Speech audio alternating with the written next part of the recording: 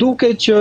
ana më intensive e veprimeve është në aktorët e tjerë. Pra tek vetë Ukraina dhe tek Shtetet e Bashkuara të Amerikës për t'i dhënë fund të luftës në Ukrainë. Kështu që Federata Ruse ka qenë gjithmonë në pozicion pritës për zgjidhje që do t'i afroheshin dhe domethënë çështjet që do të shtroheshin për zgjidhje në disa fusha, sepse çështja trajtohet në disa fusha. Kështu që në këtë prizëm mendohet që Federata Ruse të mos jetë shumë e interesuar për arritjen e një zgjidhje diplomatike, por edhe politike midis palëve. Dhe që ky incident mund të shërbej për një shtyrje tjetër siç ka ndodhur gjatë gjithë kësaj periudhe. Shtyrje takimesh, bisedimesh për paqen. Pikërisht, sepse Federata Ruse është pozicionuar mirë në terren, ushtrinë e vet e ka të furnizuar mirë me trupa, me mjete, me armatime dhe vazhdon inkursionet e saj në drejtim të territorit të Ukrainës, ndërkohë që vazhdojnë sulmet e përditshme deri në kryeqytetin e Ukrainës, në Kiev. Pra, me sa shifet, Federata Ruse nuk është shumë e interesuar për paqen, po kërkon të realizojë objektivat e saj kryesor, që janë marrja e territoreve të pushtuara të Ukrainës e para, e dyta që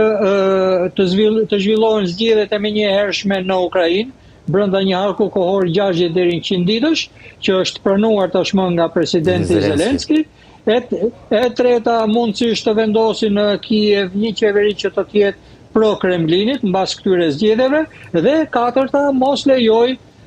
fuqizimin e forcave ushtarake të Ukrainës, madje të kërkojë në një farë mënyre demilitarizimin e tyre dhe zhvogëlimin e tyre në numër, natyrisht duke pas këtu parasysh edhe mos antarësimin e Ukrainës në NATO. Kështu që objektivat në këtë kuadër të Federatës Ruse janë më se të qarta dhe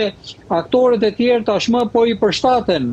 këtyre kërkesave, sepse përndryshe nëse nuk realizohen këto kërkesa, lufta do të vazhdojë, do të shoqërohet me vazhdimin e humbjeve të jetëve të njerëzve, por edhe dëmeve materiale të vazhdueshme. Natyrisht që presioni pastaj i Federatës Ruse jo ndaj Ukrainës, por edhe ndaj territoreve të tjera do të jetë pothuajse i papërmbajtur, duke kërkuar synime të tjera, duke shtrirë zonën e saj të influencës dhe duke kapur territore nëpërmjet politikave pushtuese, siç bëri edhe në 2008 me Gjeorgjin, më përpara me Transnistria në Moldavi, 2014 me Krimen, edhe tashmë prej afërsisht 4 vjetësh me Ukrainën. Ambasador, presidenti Zelenski pas takimit që pati me presidentin Amerikan Trump në Florida, deklaroi se çështjet territoriale dhe centrali bërthamori Zaporizhjas janë çështjet ende të pasgjidhura në këtë tryezë bisedimesh që shkon në 3 kënde, Ukraina me Shtetet e Bashkuara të Amerikës, Ukraina me Europën dhe më pas detajet e planit që shkojnë në Moskë. Pra, mund të themi që janë reduktuar nga plani fillestar që kishim me 29 pika, u bë me 20, me 19 u bë me 20, 21, pra duke se janë reduktuar çështjet e pasgjidhura në tryezën e bisedimeve. Po, është e vërtet, paktën çfarë kemi mësuar nga takimi Mar-a-Lagos në Florida, ku të dy presidentët dolën në një konferencë shtype dhe deklaruan për publikun e mbar botror e gjerë, ku thanë që pothuajse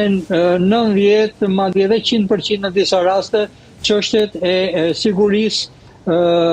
së një paqe të qëndrueshme në Ukrainë janë tashmë të dakordsuara midis palëve. Kështu që bëhet fjalë gjithmonë për palët Shtetet e Bashkuara të Amerikës me Ukrainën dhe Evropën perëndimore, por natyrisht këto çështje janë transmetuar dhe Moskës nëpërmjet bisedave telefonike që presidenti Trump ka pas me presidentin Putin. Dhe kjo çështje pothuajse po shkon drejt realizimit.